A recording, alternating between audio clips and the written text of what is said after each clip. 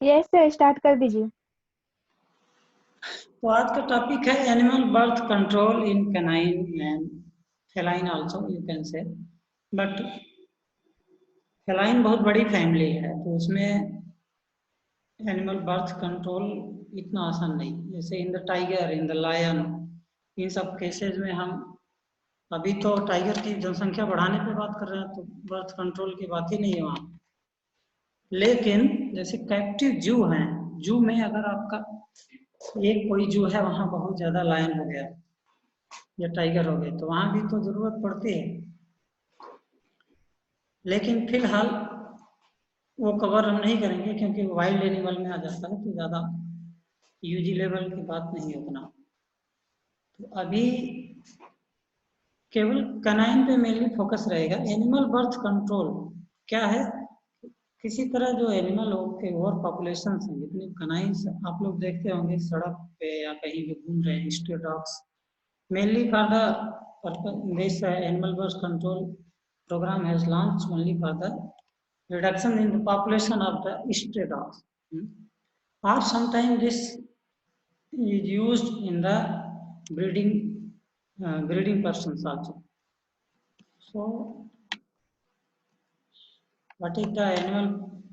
What is the purpose of this animal birth control? To control the overpopulation and prevent the non-descript pups. And also तो inability to owner wear, बहुत ज़्यादा खर्चा आ रहा है, उसका कह रहा नहीं, हम इतना एक्सपेंस नहीं कर सकते। क्योंकि अगर किसी भी घर में एक एक डॉगी है और उसके बाद 10-12 बच्चे आ गए, तो फिर उसका क्या हाल होगा आप ही जानते हैं। तो इसके कारण भी लोग एनिमल बर्थ कंट्रोल प्रोग्राम के लिए आते हैं और medical termination of the pregnancy के लिए भी आते हैं। तो व्हाट आर द मेथड्स और means that use for the birth control? क्या क्या कर सकते हैं कि फर्स्ट ऑफ ऑल तो ये कर सकते हैं कि हम स्ट्रेस को ही सप्रेस कर दें।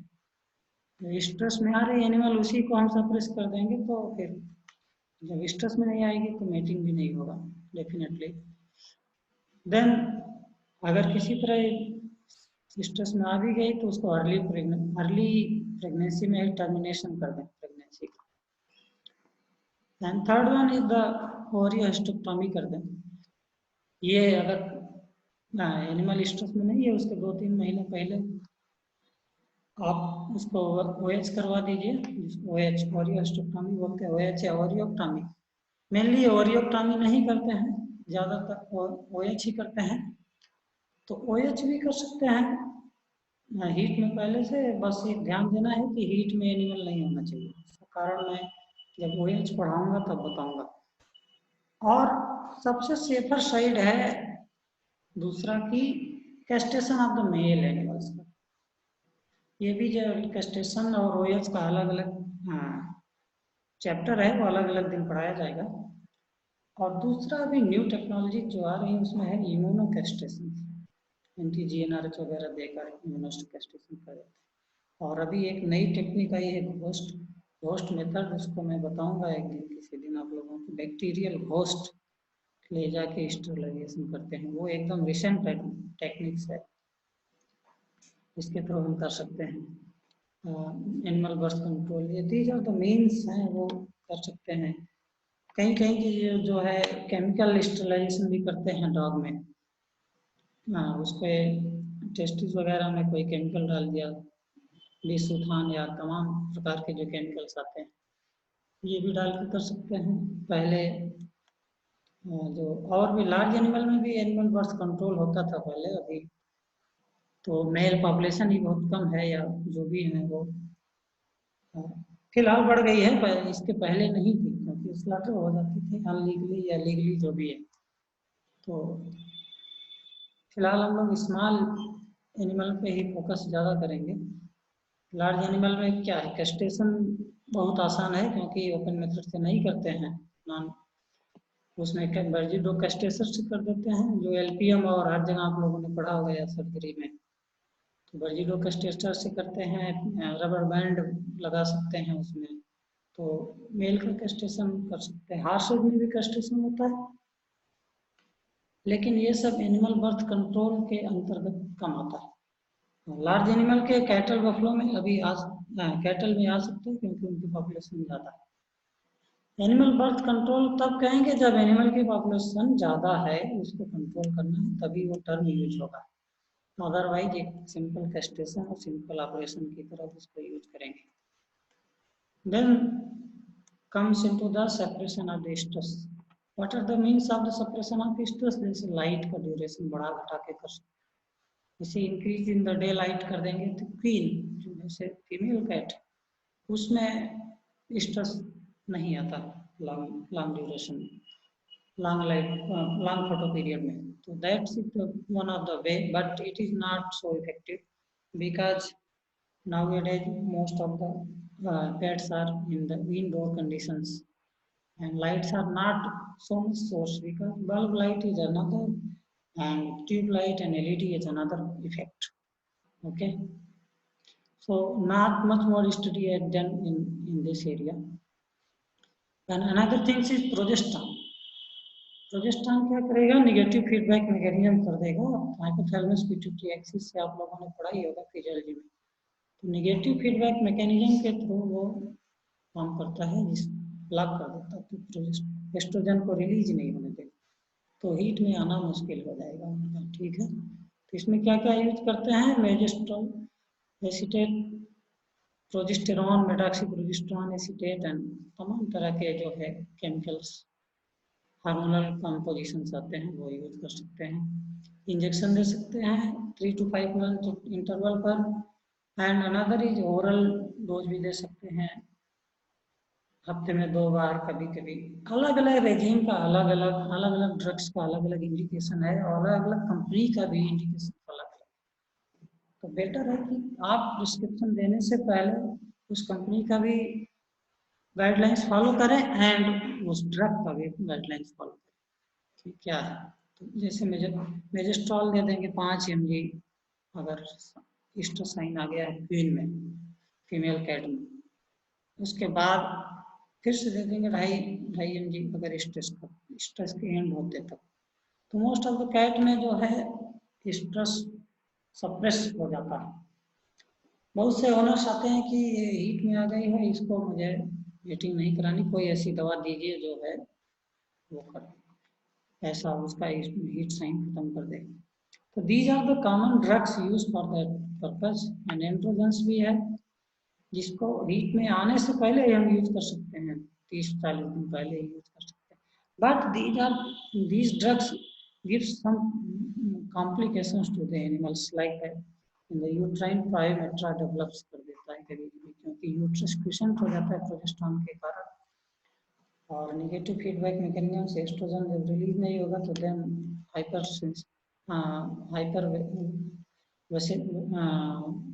वेसल्स का जो है वो वैसोडाइलेशंस भी कम होगा, तो न्यूट्रोफिल्स वगैरह सब कम आएंगे, तो यूट्राइन इन्वायरमेंट को क्लींसिंग का टाइम नहीं मिल पाएगा।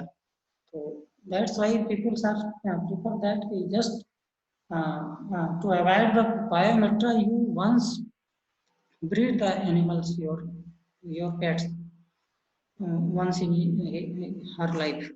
So it is very necessary to take the consideration of these things before going to prescription of the progesterone drugs. Okay,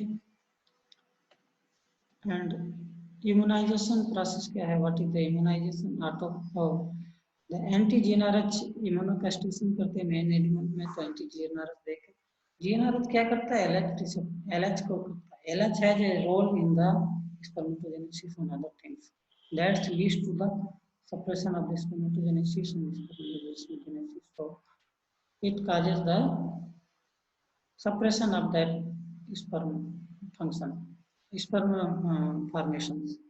So it is castration, but it is not so much effective and more work should be needed in this area. And then आते हैं कि indications of the therapeutic management of the mismating. अब mainly focus क्या होता है कि मिसमेटिंग। देखो animal birth control में 2 चीजें हैं कि एक तो मेल का कैस्ट्रेशन आपने कर दिया, सेकंड थिंग सिर्फ OH कर दिया। Most of the things has done by this, but दूसरा जो इनडायरेक्ट तरीका है कि आप मेडिकल टर्मिनेशन कर दीजिए प्रेगनेंसी अगर हो गया, कोई OH और ये सब नहीं कराना चाहता, complications to avoid the complications of the post surgical, so it is better to choose that line in the therapeutic management of the mismating. Mismating is the misnormous term. Well, unwanted mating, you can say that unwanted mating. So after that you these are the indications like the reproductive management of leachage. Some people want to then their wish should be always clean. Clean means no pregnancy.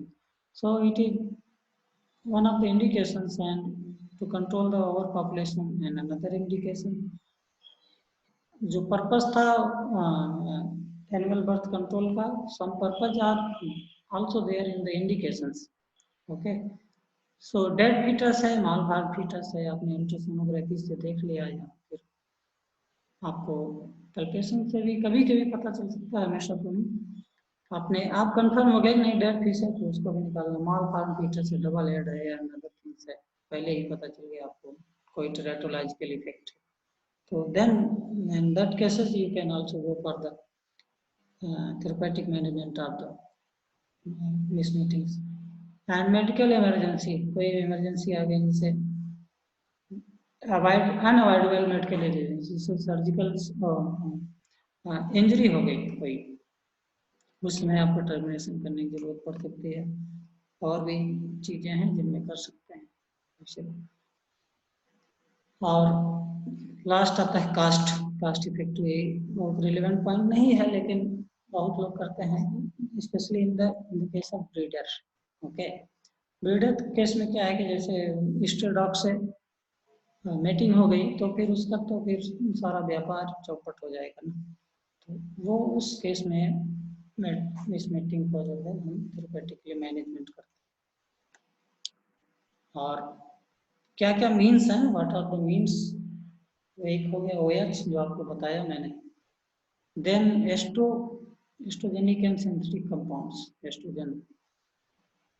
And then estrogen, you people might be know estrogen is the hormone, short form is E2, and they are synthetic compounds. After that progesterone synthesis inhibitors. Progesterone inhibitor रहेगा तो progesterone is necessary for the pregnancy. And tamoxifen citrate एक agent है, उसको आगे describe किया मैंने, बताऊंगा. Prostaglandins क्या करता है आपको सबको पता है, ल्यूटेराइटिक एजेंट है. And then dexamethasone also dopamine agonist. Dopamine agonist क्या करेगा, ये dopamine agonist is the prolactin inhibitor. तो that's causes the prolactin indominance, और prolactin dominance is necessary for the survival of the fetus in the nature, so it leads to the abortion. Then combination of PGF2 alpha and dopamine agonist, better result इसी से मिलता है, combination of PGF2 alpha and the dopamine agonist. Anti progesterone therapy दे सकते हैं, GnRH agonist दे सकते हैं, एंड देन एम्ब्रियोटॉक्सिक ड्रग दे सकते हैं, and their combinations, and non hormonal compounds दे सकते हैं. तो first we will come on the estrogenic compound. ये क्या करता है, ट्रांसपोर्टेशन टाइम को जो है बढ़ा देता है, इंटरफियर कर देता है, ट्रांसपोर्टेशन टाइम को बढ़ा देगा. और देन क्या करेगा, यूट्रोट्यूबुलर जंक्शन को टाइट कर देगा. यूट्रोट्यूबुलर जंक्शन टाइट हो जाएगा तो क्या होगा, ओवा का ट्रांसपोर्ट नहीं हो पाएगा. ओवा का ट्रांसपोर्ट नहीं होगा तो फर्टिलाइजेशन फेलियर या एम्ब्रियोनिक डेथ हो जाएगा. ओके, किसी तरह फर्टिलाइज हो भी गया तो फिर वो डेथ कर जाएगा. इसमें क्या क्या एस्ट्राडाल वैलिएट है, ये सब डोज रेट आपको थोड़ा बहुत याद रहनी चाहिए, लेकिन ये वेरी करती है, animal to animal, breed to breed vary कर सकती है. और ये जरूरी नहीं कि 100% इफेक्टिव ही हो, लेकिन मोस्ट ऑफ द केसेस में इफेक्टिव रहती है. जैसे एस्ट्राडाल वैलिएट दे दिए, जो मिलता है मार्केट में ज़्यादातर एस्ट्राडाल वैलिएट है, आप बेंजोएट लो फार्म में मिलते हैं. तो इसको 0357 ये एक रिज्यूम बना, ये नहीं कि इसी को स्ट्रिक्टली आपको फॉलो करना है. ये जैसे आपने इस पे दिया तो बेटा रिजल्ट है, but you can give on third day up to 10 days, likewise your choice. Okay, then 0.1 से 3 mg per kg body weight से IM या सबकट दे सकते। सबकट का ज़्यादा इफेक्ट है क्योंकि लॉन्ग ड्यूरेशन तक रहता है ये, this is oil based preparation, that's why you mostly give on the subcut, and IM तो थोड़ा इरिटेटिंग होगा, but most of the cases में इन द लार्ज एनिमल्स में भी एस्ट्रोजन को IM ही देते हैं क्योंकि सबकट देना आसान भी नहीं होता हर बार। और स्टेराइल सब्यूनेट होता है, इसको वो सिंगल डोज दे सकते हैं 2 mg तक, और 0.025 mg पर kg बॉडी वेट के हिसाब से दे सकते हैं, लेकिन 2 mg से ज़्यादा नहीं होनी चाहिए। ये सब क्या करते हैं कि वेसल्स जो है डायलिसिस हो जाएगा, दिक्कत हो जाती है, ब्लीडिंग बहुत ज़्यादा होती है इसमें। एस्ट्राडायल बेंजोएट कर देंगे, इसका भी सिंगल डोज इंजेक्शन देते हैं, लेकिन याद रखिए कि अगर सिंगल डोज से नहीं काम हुआ तो आपको फिर दोबारा रिपीट भी करना पड़ सकता है। ये डोज रेट इसमें लिखी हुई है, वो आप देख सकते हैं, 1 mg से ज़्यादा नहीं दे सकते। क्यों? क्योंकि देखिए जो भी सिंथेटिक कंपाउंड्स हैं, जैसे एस्ट्राडायल बेंजोएट आ गया तो फिर एस्ट्राडायल बेंजोएट आने की क्या जरूरत थी? क्यों? क्योंकि इसकी पोटेंसी ज़्यादा है, इसका कोई साल्ट या कहीं से उसने एक CHO ग्रुप या कुछ भी अलग से लगा देते हैं, उसमें इनकॉर्पोरेट कर देते हैं उसके रिंग्स में, तो जब इनकॉर्पोरेशन हो जाएगा तो डेफिनेटली साइट पे रिसेप्टर पे ज़्यादा अटैचमेंट होगा, तो रिसेप्टर पे जब ज़्यादा अटैचमेंट होगा तो उसकी पोटेंसी भी ज़्यादा होगी डेफिनेटली। कंजुगेटेड एस्ट्रोजन है इसकी, और जो है ज़्यादा एफिकेसी, बहुत कम डोज इसकी भी लगती है, इसको भी दे सकते हैं। अब एडवांटेज क्या एस्ट्रोजेनिक कंपाउंड का कि अर्ली प्रेगनेंसी जो अर्ली मेस्नेटिंग है, अर्ली अनवांटेड प्रेगनेंसी है, उसको हम आसानी से we can easily terminate that pregnancy. But disadvantage बहुत ज़्यादा है, एडवांटेज तो एक दो क्या है, एस्ट्रोसाइन हमेशा आता रहेगा, एस्ट्रोजेनिक एनवायरनमेंट आप क्रिएट कर दोगे तो एस्ट्रोसाइन बार बार आता रहेगा, 1 महीने या 2 महीने में आ जाएगा, तो ओनर जो है कहेगा कि ये क्या हो गया। And anorexia, weight loss and other things, और सबसे ज़्यादा कॉमन है यूट्राइन डिजीज, एंडोमेट्राइटिस, और मेनली होता है सिस्टिक एंडोमेट्रियल हाइपोप्लेसिया। जब सिस्टिक एंडोमेट्रियल हाइपोप्लेसिया ये भी बहुत कॉमन हो जाता है बहुत बार, तो ये भी आपको ध्यान देना है। और मेन रीजन जो है उसको क्या है जो नहीं देखने का, बोन मैरो डिप्रेशन करता है, तो इसलिए ज़्यादा डोज या ज़्यादा बार देने की जरूरत नहीं है। आप कंटिन्यूसली जैसे 0 दिन आपने दिया, सारे आपको लगा कि नहीं यूट्रस क्लीन हो गया, तो एक और डोज दे के आप उस पर रुक सकते हैं, ये नहीं कि आप 3, 5, 7 चलते जा रहे हैं, that is not a good prescription. तो सीवियर एनीमिया आ जाएगा, थ्रोम्बोसाइटोपेनिया, डेथ भी हो जाती है बहुत बार, जैसे ब्रैकिसेफेलिक ब्रीड्स एंड स्पीड्स वगैरह में बहुत ज़्यादा कॉमन हो जाता है। देन प्रोस्टाग्लैंडिन प्रोस्टाग्लैंडिन तो आप लोगों को पता ही होगा, PGF2 अल्फा, फिर इसके जो है prostaglandin F2 alpha and E2 क्या करता है, मेंटेन करता है प्रेगनेंसी को, और F2 अल्फा जो है ल्यूट्रोलाइटिक एजेंट का काम करता है। लेकिन जो इसकी जो बीचेज में सीएल होता है वो अनरिस्पॉन्सिव होती है लगभग 14 से 28 दिन तक, तो ये मेन इसका ड्रॉबैक है कि इसको अर्ली प्रेगनेंसी में देना मुश्किल है, क्योंकि जब PGF2 अल्फा के लिए अर्ली अनरिस्पॉन्सिव होगी उसकी जो सीएल है कार्पस ल्यूटियम ओवरी पे जो है, तो जब अगर अनरिस्पॉन्सिव है तो आप PGF2 अल्फा देते रहिए, कोई फर्क नहीं, और उससे आप हेल्थ हजार्ड और कर दोगे और उसका कोई टर्मिनेशन इफेक्ट नहीं है। तो उसको 30 से 53 दिन या लास्ट वीक में हम नहीं देते हैं, अवॉइड करते हैं क्योंकि दिक्कत होती है ज़्यादा। तो 30 से 53 दिन या 50 दिन या 28 दिन 25 दिन पे शुरुआत कर सकते हैं, ऐसा कोई हार्ड एंड फास्ट रूल नहीं है, लेकिन आफ्टर 24-25 दिन के बाद या 28 दिन के बाद शुरू करिए। तो नेचुरल PGF2 अल्फा हो गया, ये बहुत ज़्यादा इफेक्टिव है, लेकिन इसके साइड इफेक्ट भी बहुत ज़्यादा है। इसका डोज रेट है 0.1 mg, तो नेचुरल है। और सिंथेटिक जब बना दिया तो सिंथेटिक मतलब आपने कुछ इसमें रिंग में कोई चीज़ ऐड किया तो उसका रिसेप्टर पे ज़्यादा इफेक्ट है, तो उसका डोज रेट कम हो जाएगा। तो उसमें डोज रेट थोड़ा कम हो जाती है, जैसे 1 से 1.3 माइक्रोग्राम में हो जाती है। और वहाँ एक PGF12 का जैसे वैकमेट या प्रेग्मा आता है, तो उसमें 2 ml है मान लीजिए, तो उसका पर ml कंसंट्रेशन 250 माइक्रोग्राम। ठीक, 250 माइक्रोग्राम पर ml। तो आपको इसको ध्यान देना है कि उस कौन से सिरिंज यूज करें। आपने पता लगा 10 ml की सिरिंज से उसको देना शुरू कर दिया, 0.1 माइक्रोग्राम 3 माइक्रोग्राम देना है, आपने जो है बिना कैलकुलेट किए डोज, और 5 ml की सिरिंज या 2 ml की syringe. tuberculin syringe should be used, okay, otherwise you always give more doses. So to avoid these things, you just keep in mind these things also. इसका थोड़ा कम side effect है, जो synthetic drugs हैं उनका कम side effect है, लेकिन जो natural PGF12 का उसका ज़्यादा है, जैसे respiratory distress, salivation and other things हो जाता है, bradycardia, so many things are there, frequent urination. And then come to progesterone synthesis inhibitor. क्या करेगा कि एंजाइम को ब्लॉक कर देगा, प्रोजेस्टेरॉन जो है सिक्रीशन बनेगा ही नहीं। तो वही मेन काम है। कोई भी ड्रग का प्रिंसिपल हो, मैकेनिज्म ऑफ एक्शन जानना जरूरी है, how that drugs work and what is the principle behind that. तो इसका प्रिंसिपल कुछ ज़्यादा वो नहीं है कि ब्लॉक कर देता है एंजाइम बीटा हाइड्रोक्सीस्टोल या डायहाइड्रोजनेस को, जो कि प्रोजेस्टेरॉन सिंथेसिस में ज़्यादा प्रिकर्सर या उस तरह काम करता है एज एंजाइमेटिक। एंजाइम क्या करता है, एंजाइम किसी भी रिएक्शन को जो है कैटलिस्ट के काम करते हैं, बढ़ा देते हैं, वो नेसेसरी हैं, बिना उसके वो स्टेप आगे जाएगा ही नहीं। तो इसमें एपोस्टेन देते हैं 5 mg पर kg।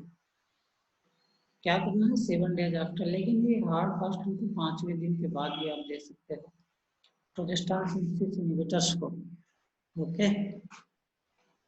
अब जो मैं बात कर रहा था टैमोक्सिफेन साइट्रेट, इसका क्या है, एस्ट्रोजेनिक नेचर है। इस इंटरफेयर क्या करेगा, जब एस्ट्रोजेनिक नेचर है तो फिर वही बात आ गई कि जाइगोट का ट्रांसपोर्ट और इम्प्लांटेशन को ये हैम्पर कर देगा। ठीक, क्यों, क्योंकि इम्प्लांटेशन के लिए क्या चाहिए, प्रोजेस्टेरॉन एनवायरनमेंट जरूरी है। अगर प्रोजेस्टेरॉन P4 की डोमिनेंस यूट्राइन जो म्यूकोसा पे ज़्यादा होनी जरूरी है, तो उसके लिए अलग से मैकेनिज्म आप लोगों ने पढ़ा होगा प्रेगनेंसी में, और या डॉक्टर आलोक ने शायद पढ़ाया है आप लोगों ने। तो जब वो इंटरफेयर जाइगोट के ट्रांसपोर्ट या इम्प्लांटेशन में कर देगा, तो आप ट्रांसपोर्ट या इम्प्लांटेशन नहीं हुआ, प्रेगनेंसी टर्मिनेशन नहीं हुई। इसको क्या करते हैं, इस ड्रग को आप केवल, इसका बहुत खास फायदा यह है कि इसको शुरुआत के दिन से ही दे सकते हैं, 10 दिन 8 दिन 7 दिन, जब तक जो है वो ना हो जाए, यूट्रस क्लीन ना हो। तो एंटी प्रोजेस्टेरॉन थेरेपी क्या है, एंटी प्रोजेस्टेरॉन थेरेपी ये बहुत कॉमन अभी चल रहा है, जैसे एल्जीप्रेस्टोन, किसी से पूछोगे एल्जीप्रेस्टोन दे दो, हो गया। झोला छाप या मेडिकल स्टोर तमाम लोग यही बोलते रहे। तो ये नया कॉन्सेप्ट है प्रोजेस्टेरॉन रिसेप्टर एंटागोनिस्ट। प्रोजेस्टेरॉन के रिसेप्टर ही नहीं रहेगा तो फिर वो जो है प्रोजेस्टेरॉन नहीं तो प्रेगनेंसी नहीं, सीधी सी बात।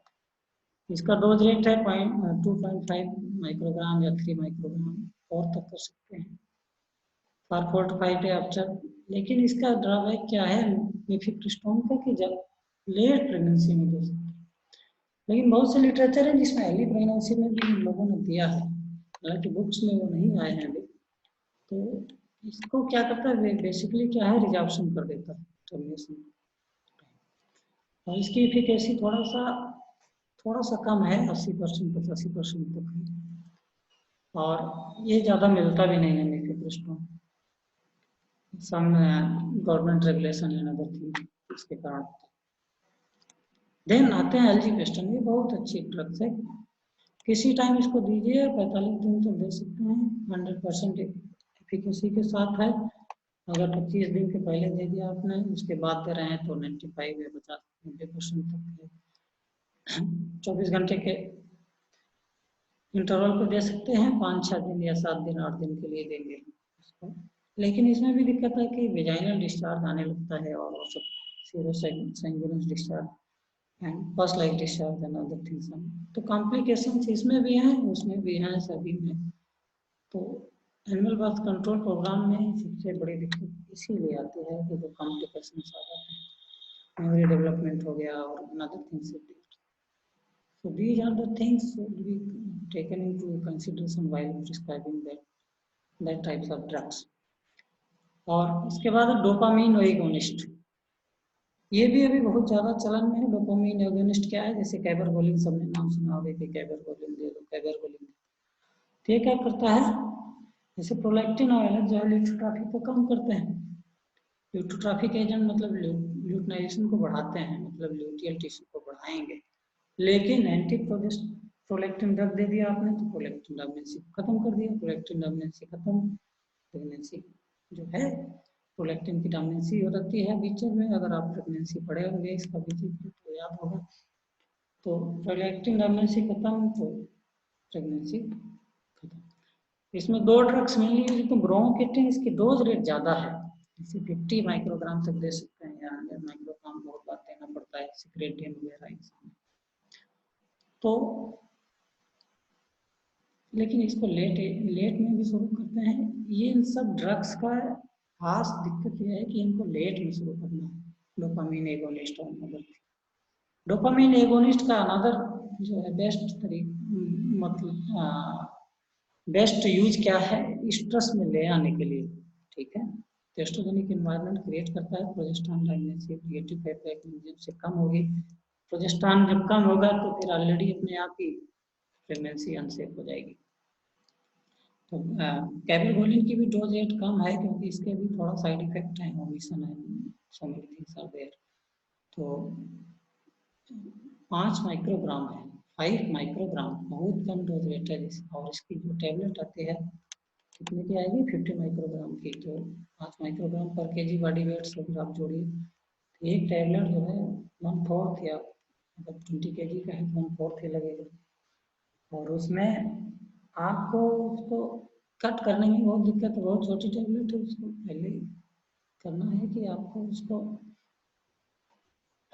मोटा पेस्टल से पीस सकते हैं, वो भी बहुत छोटा है। तो बेस्ट तरीका है कि आप सिंपल लीजिए ब्लेड से उसको कट के 4 पार्ट करके किसी अंडे वगैरह में दे के आप दे सकते हैं। बहुत आसान है तरीका, लेकिन आपको रखना पड़ेगा ध्यान। फिर क्या करेंगे? कॉम्बिनेशन। आप अगर ये सब नहीं काम कर रहा है, बहुत बार नहीं होता जो, लेकिन आपको चूज करना है कि बेटर कौन है। ये आपको एक्सपीरियंस से भी आएगा और एनवायरमेंटल कंडीशन और एनिमल का कंडीशन क्या है उससे भी इफेक्टेड है। तो most of people nowadays using combination of PGF two alpha and dopamine agonist. तो उसमें क्लोप्रोस्टिनॉल है, पीजीएफ2 अल्फा में सिंथेटिक जो है, सिंथेटिक ज़्यादा सही है पीजीएफ2 अल्फा। तो क्लोप्रोस्टिनॉल लिया, after day 25 to 30 day gestation में इसको यूज करना है। डोज रेट वही है दोनों की कि 1 माइक्रोग्राम पर केजी बॉडी वेट। और उसको लेकिन पीजी में खास बात याद रखना है कि आपको 4-5 शॉट से ज़्यादा नहीं देनी, और अल्टरनेट दे दीजिए, चाहे अकेले दीजिए चाहे कॉम्बिनेशन में। और बेस्ट तरीका इनका क्या है कि आप जैसे पायोमेट्रा के ट्रीटमेंट में भी ये काम बहुत आता है। इनको एक दिन आप पीजीएफ2 अल्फा दीजिए, दूसरे दिन कैबरगोलिन दीजिए, फिर अगले दिन पीजी एंड देन कैबरगोलिन। ये बहुत बेस्ट कॉम्बिनेशन है, 100% इफेक्टिव। देन आता है जीएनआरएच एंटागोनिस्ट। अभी तमाम तरह के जीएनआरएच एंटागोनिस्ट जैसे साइक्लिन रेट भी ज़्यादा 350 माइक्रोग्राम पर केजी बॉडी वेट। ये भी काफ़ी इफेक्टिव है, लेकिन मिड जेस्टेशन में ये दे सकते हैं, इसका एक ड्रॉबैक ये भी है। देन नॉन हार्मोनल कंपाउंड्स क्या क्या हैं? तमाम तरह के आते हैं जिनका नाम जो है अभी सीरीज में चालू होता है, इसका नाम रखने की ज़्यादा जरूरत नहीं। ये भी हाफ ऑफ जेस्टेशन में दे सकते हैं, फर्स्ट ऑफ जेस्टेशन के। तो इसके भी साइड इफेक्ट हैं सबके। हेपेटाइट कोई कम कर दिया, कोई वोमिशन कर दिया, कोई डायरिया, कोई weight loss, so many complications are there. इन सबको अवॉइड करने के लिए जैसे आपने पीजीएफ अल्फा लगाया तो उसके पहले हम एट्रोपिन सल्फेट दे देते हैं, हाइपोसलाइजेशन ये सब रुक जाता है। तो आप थोड़ा सा वोमिशन और ये सब अवॉइड कर सकते हैं, हाइपोसलाइजेशन अवॉइड कर सकते हैं। अब क्या है कि सपोर्टिव थेरेपी ये बहुत जरूरी है। लोग क्या करते हैं, पीजी लगा दिया और छोड़ दिया, हो गया काम। अगले दिन आपको, अगले या डे आफ्टर, एक दिन बाद, 2 दिन बाद, 3 दिन बाद आपको पता चला कि वो कोलैप्स कर गई। तो antibiotic therapy should be there, क्योंकि ओपनिंग आपने कर दिया बर्थ कैनाल और यूट्रस का, तो इन्फेक्शन के चांस ज़्यादा है। तो so you can give antibiotics, blood therapy, क्योंकि फ्लूइड लॉस है, वजह से ब्लड लॉस और अनदर थिंग्स। देन एंटीहिस्टामिनिक, कोई एलर्जिक रिएक्शन रोकने के लिए एंटीहिस्टामिनिक तुरंत दीजिए। ठीक है, पेन हो रहा है, दर्द होगा निश्चित है, क्योंकि एबॉर्शन हो रहा, तो क्या है, इन्फ्लेमेटरी रिएक्शंस होंगे तभी तो होगा ये सब एबॉर्शन हो रहे। तो उसमें आपको anti inflammatory analgesic, pains killer ये सब देने पड़ेंगे। विटामिन सी, मल्टीविटामिन दे सकते हैं। विटामिन सी क्या करेगा, तो stress, anti stress vitamin, stress को जो कम कर देगा, इंडाइजेशन या प्रॉपर डाइजेशन में फायदा करेगा वो भी। मल्टी मिनरल दे सकते हैं, मिनरल लॉस हो गया तो। आप समरी क्या हुआ कि कॉम्बिनेशन ड्रग्स यूज करना है। आप समराइज करते हैं इसको, कॉम्बिनेशन ऑफ ड्रग्स यूज कर सकते हैं। हालांकि एस्ट्रोजन में फायदा है कि एस्ट्रोजन जो अभी सिंथेटिक एस्ट्रोजन आते हैं वो थोड़ा सेफ है, इसलिए आप उसको अकेले भी दे सकते हैं, ऐसा नहीं है। तो combination of drugs should be used, अगर खासकर जब प्रेगनेंसी 20 दिन 15 दिन की हो गई है तो। और साइड इफेक्ट बहुत ज़्यादा है, उसको केयर करना है। और वो केयर कब होगा, जब हम आप कॉम्बिनेशन ऑफ ड्रग्स यूज करेंगे या जुडिशियसली यूज करेंगे। ठीक है, अभी आपके पास कोई आ गया कि नहीं, हमारा जो है एनिमल जो है 57 डेज की प्रेग्नेंट, हमें इसको अबॉर्शन कराना है, तो आपका कर्तव्य है कि आप उसको भगा दीजिए, ऐसे नहीं करना है। ठीक है, तो परमानेंट सोल्यूशन क्या है, इस पे ही आप जान ही रहे हैं कि मेरी OH कर दो। अब टाइम ऑफ जेस्टेशन कितने दिन का, उसी हिसाब से आपको आपकी थेरेपी को जो है शेड्यूल करना है, कौन सी थेरेपी देना है, क्या कॉम्बिनेशन देना है, क्या नहीं। ओके, ये चैप्टर खत्म हुआ, अगले चैप्टर में पढ़ाएंगे OH एंड इसके बाद कैस्ट्रेशन। कोई डाउट हो तो पूछ लो, अगर मीटिंग और चालू करनी है 5 मिनट के लिए तो रीशेड्यूल कर देंगे, और मतलब फिर से कर देंगे इसको दोबारा, क्योंकि 1 मिनट टाइम बचा है। Any doubt? हेलो, कोई डाउट है किसी को?